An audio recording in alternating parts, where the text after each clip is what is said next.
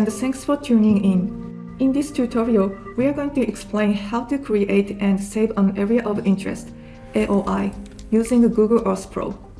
I hope you find it helpful. Launch Google Earth Pro. Click Add Polygon button on the toolbar.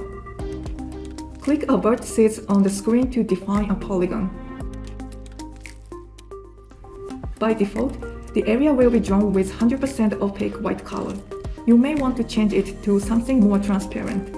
Open the Style Color tab and adjust the line and area color. Click OK, then your area of interest will be added to the place tree. In order to edit an existing AOI, find it on the Places tree, right mouse button click, then select Properties. You can add or delete vertices by clicking on a screen or hitting Delete or Backspace key.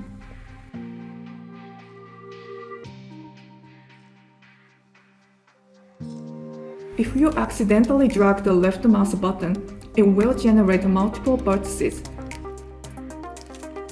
You can delete them by pressing Delete key multiple times. On Measurements tab, you can see the perimeter and the size of the polygon you are editing. The size will be updated in a real time while you are editing the polygon. Watch the units of measurement, since they can be miles or square miles by default. You can save your AOI to a file which can be shared via email. Select your AOI on the Places tree by clicking right mouse button, then select Save Place As. Both KMZ or KML formats convey the exact same information. KMZ is compressed binary file and it's smaller size than KML. KML is a plain text file. While you are editing a polygon, you can scroll mouse wheel to zoom in and zoom out. Pressing ASDW key for pen. You can also use U and N key to nose up and nadir tilt. You can measure the distance on the canvas using the ruler tool. Click Show Ruler button on the toolbar.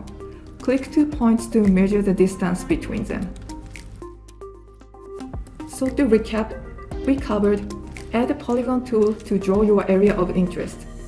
Change the line and area color for an easier editing.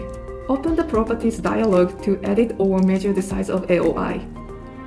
Save Place As to save your AOI to a KMZ or KML file.